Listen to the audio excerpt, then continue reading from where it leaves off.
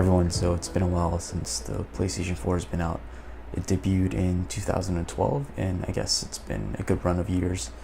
Um, I'd say pretty close to 6, 7 years of the PlayStation 4's run. And a lot of people are wondering, what the new generation of consoles is going to bring. What does Microsoft has in store, and also what does Sony have in store for the PlayStation 5. And I'm here to talk about not the PlayStation 5 for the system itself, but I'm here to talk about the controller, what the future controller is going to be, and what features it's going to have, and what can it improve on for the PlayStation 4. Currently, this DualShock 4 is what's being used. It's received a lot of love and also a few backlashes on the design. And I say it could use a few improvements. It was a great upgrade over the regular DualShock 3, but I've seen some worthy upgrades, some callouts that's been made from fans to Sony to just to improve like the battery life. So we're just gonna dive into things that should be on the next gen's controller. So I want to start by saying out that the DualShock 4 is definitely an upgrade from the DualShock 3. You now have the light bar in front, you have a touchpad for utilities, and L2 and R2 buttons receive a slight bit of change that for some they might love it, for some people they might actually hate it. And in that aspect also, the controller has gotten bigger. Like going back to the PS3's DualShock 3 controller, it's way too puny. I didn't know how I lived with that, but going to DualShock 4, I could clearly see how small the DualShock 3 was. So making the controller a bit bigger was the right way to go for Sony.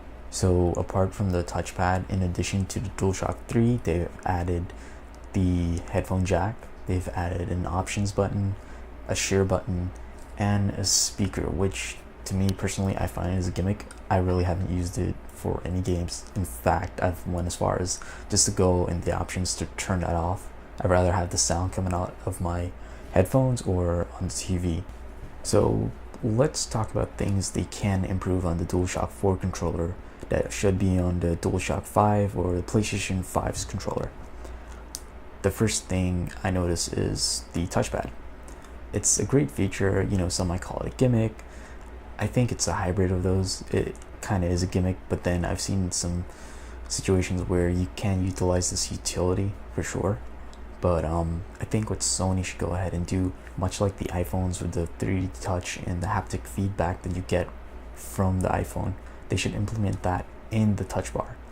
Maybe not make it, don't make it like a touchpad, just make it an all touch bar like what's on the Apple Macs, the MacBook Pros really, and have like a LED screen, just something that's a bit more interactive would be pretty cool.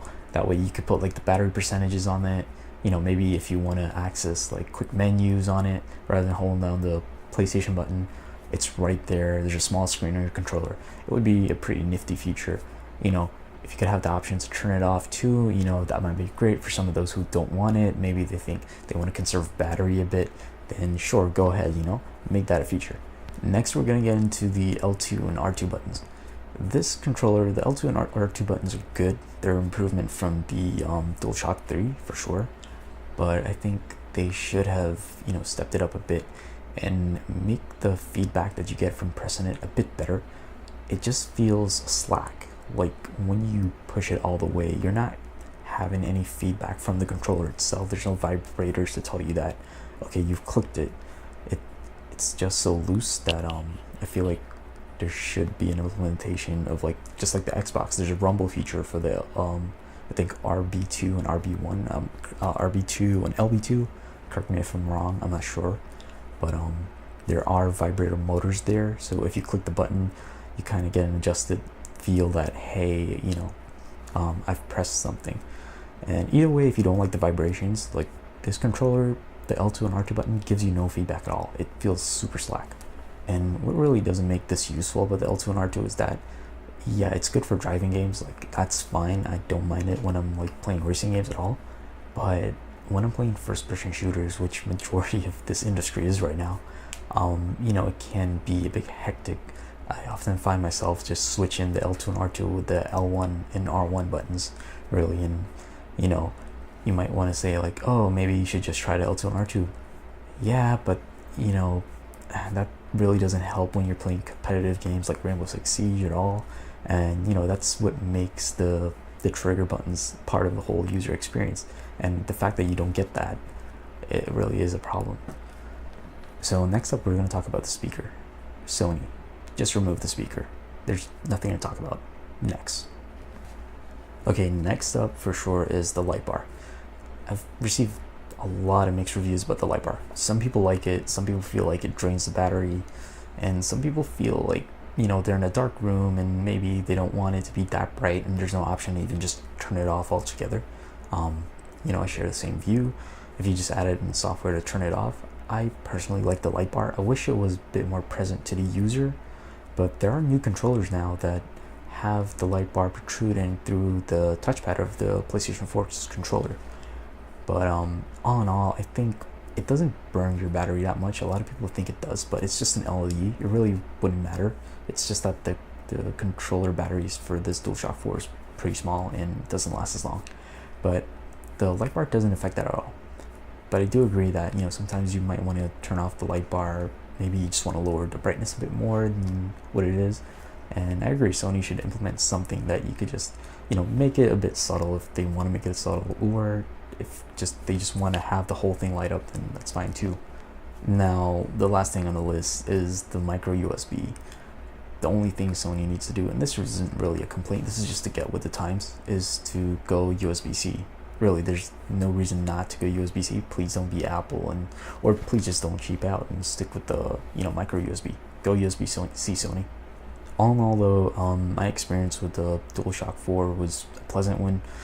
I think the battery life sucked. You barely get about 3 hours, and 3 hours sounds like a lot, but if you're someone who just picks up the controller one time for one gaming session and then put it back and you don't charge it at all, then you quickly see how 3 hours is a bit less of you don't get much out of it.